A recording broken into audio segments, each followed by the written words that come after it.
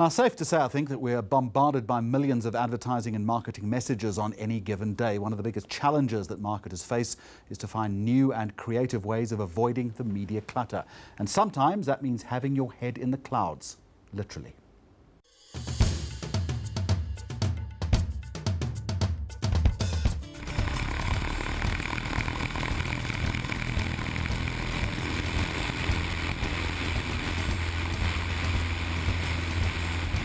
Sky messaging started about 2 years ago, and what we do is we focus on above-the-line advertising for medium and large corporates that want to do something that's exciting, something that's effective, something that works, and something that gets people talking and involved with the brand, the message, or the actual product that's being advertised. When you drive down the M1 or N3 or wherever you're driving, there are billboards left, right and centre.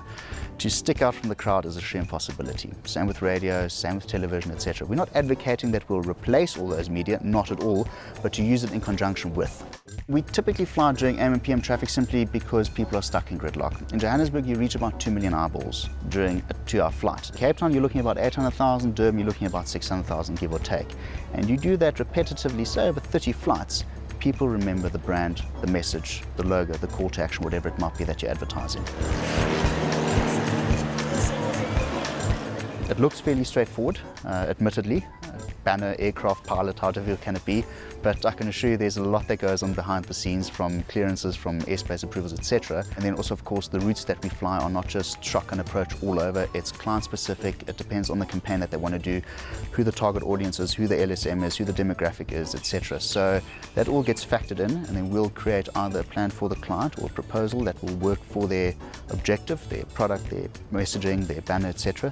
Or they will tell us what they've got in mind, and again, we'll work together with our clients. So there is no one-size-fits-all campaign that we do. Everything is unique, everything is tailor-made for our client specifications.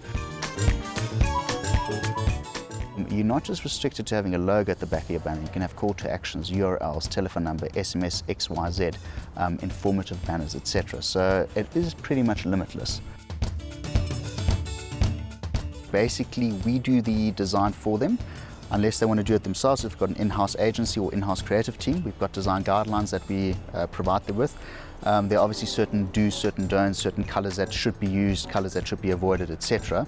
And depending on, again, the message and the objective of the campaign, we will then steer them into the type of banner, either digital print, which as the name implies is a CMYK print, or a stitched banner where you'll have less of a colour choice, but your colour intensity will be different, your readability will be different. And then we'll look at the routing, where they want to be overhead when. Is it sporting events, is it AM traffic, is it PM traffic, etc. Banners are produced in Munich in Germany, so there is a bit of a lead time. And that's due to quality, number one, first and foremost. The banners are approved by the civil aviation authorities worldwide, from the FAA to in the USA, EASA in Europe, etc. So they are legitimate, not homemade banners that fall apart.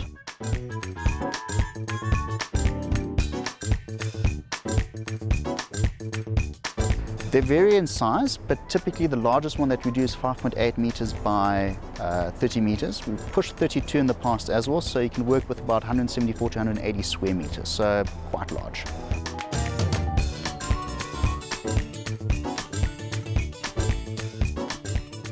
It's actually quite inexpensive if you consider the reach and what we've proven in the past. The cost from the banners, depending on the size and how it's produced, if it's a CMYK print or if it's a stitched banner, looking anywhere between 40 and 80 grand. And that's a once-off cost. We guarantee the banner for 130 flight hours, although we've got banners that have over 200 hours on them. They are constantly maintained, they ensure that they're airworthy, that they don't fall apart, etc. And then subsequent to that, depending on the package that you take, you're looking anywhere between 4,800 and 6,000 rand per hour in the sky.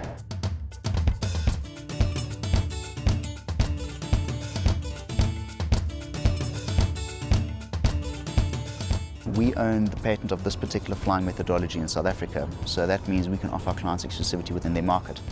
One of the biggest challenges is, of course, people's perception. People generally are followers, so if billboards are safe to do, it's fine to present that to the board and say, guys, this is what I'm suggesting, it's what's been done before. You won't get shot down for that. For someone to come forward and say, let's try something completely different, let's take a risk, finding those type of people are the biggest challenges. There are around Carfind, Remax, DHL, Mavericks, Monte Cassino, Boss Paving, etc. The list goes on. Those are all the innovators and the leaders, if you will. It's proven, the figures are there, every single cutout of Twitter, the photograph uploads, the comments, etc. are cut out in these case studies. The numbers correlate, the proof is there, it just keeps repeating itself in terms of the effectiveness. And when one compares that to a billboard, even a radio station for that matter, like for like, in terms of reach, in terms of expenditure, aerial advertising is seriously a solid contender.